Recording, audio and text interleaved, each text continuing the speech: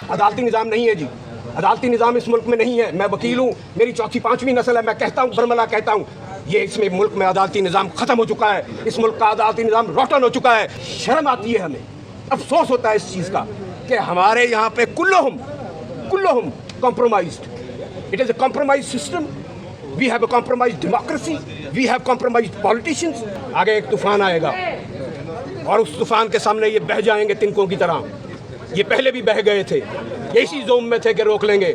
और मैं आपको तारीखी जुमला बताता हूँ, जिस दिन हम निकले हाई कोर्ट से इफ्तिखार चौधरी की तारीख के लिए, तो तहरीक के लिए, तो सबसे आगे मैं था सरदार साहब से।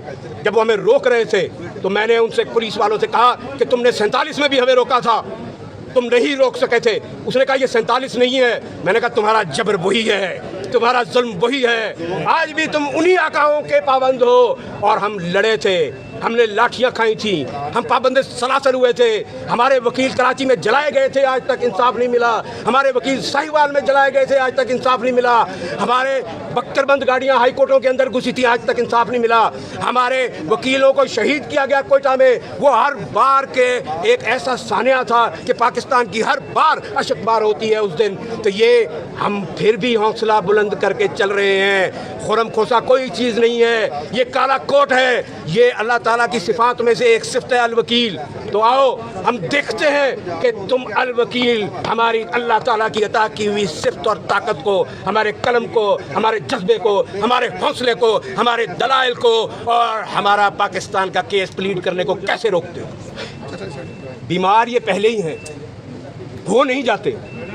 जो बीमारी इनके दिलों में, अल्लाह कहता है कि मैंने इनके दिलों में बीमारी पैदा कर दी है। इनके दिलों में बीमारी है, इनके दिलों में बीमारी वो बुत है जो इन्होंने बनाए हुए हैं। ये बीमारी वो नहीं है। ये तो पहले से जिस दिन जज बनते हैं बीमारी, ये लिखते ही हैं कि हमें जज लगा दो, हम बीमार हैं, हम अपना इलाज नहीं करा सकते। इनकी तो यही होता है कि हमारा काम नहीं चलता, कारोबार नहीं चलता। और मैं कई नौजवान आते हैं, उनको पूछता हूँ भाई एग्जाम क्यों दोगे, वो जी चेक लग जाएगा।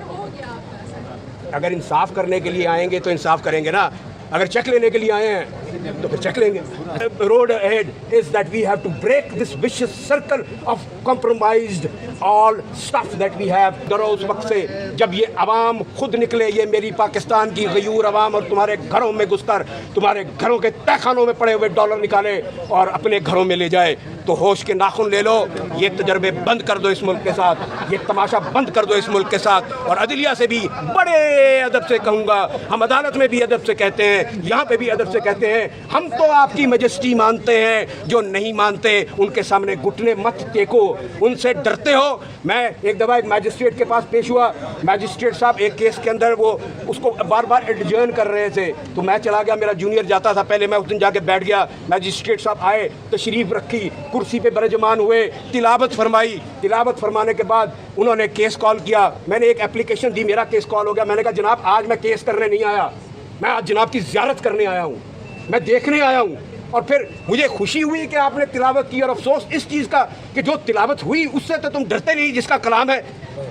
तुम छोटे छोटे इंसानों से डरते हो, तुम्हें शर्म नहीं आती।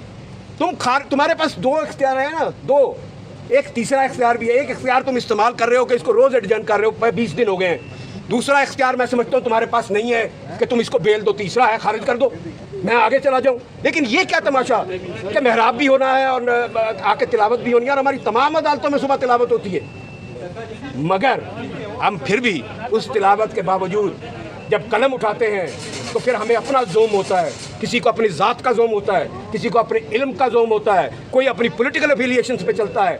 बदकिस्मती से कत्ल इंसाफ का होता है, कत्ल आइन का होता है, कत्ल कानून का होता है, और पिस्ता आम आदमी है। खोसा साहब मुझे ये बता दें, कभी जज साहब छुट्टी पर चले जाते हैं, कभी बीमार हो जाते हैं, कभी वकील बीमार हो जाते हैं, आखिर चल क्या रहा है? देखें, जस्टिस शौकत सदीकी जो थे वो बेचारे बार के अंदर खड़े होकर उन्होंने तकरीर की थी, तब जो है वो उनके जो है कोई साथ नहीं दिया गया, उनके खिलाफ आखिर रेफरेंस बनाया गया और फिर वो बेचारे और उनका केस पेंडिंग है। तरह से, हाँ जी, आज भी पेंडिंग है। तो फिर वकला क्यों नहीं इकट्ठे हुए तब? देखें, बात ये नहीं है। बात ये है कि बुकला इकट्ठे हुए थे, हमें काली भेड़े हैं, हमें वो काली भेड़े हैं जो आज भी कोशिश कर रहे हैं कि चंद टकों के लिए इस अपनी जो माँ हम जिसको कहते हैं बाहर को बेच दें। हम नहीं बेचने देंगे, हम ललकार के कहते हैं नहीं बेचने देंगे। वही चेहरे हैं जो इफ्तिखार चौधरी की मूवमेंट में सदर होके हाई कोर्ट बार के जज बन गए थे दूसरे दिन। एक दिन तहरीक में माइक पकड़ा हुआ था और उसके खिलाफ तकरीरें कर रहे थे और फिर जाके उसकी बैत कर ली।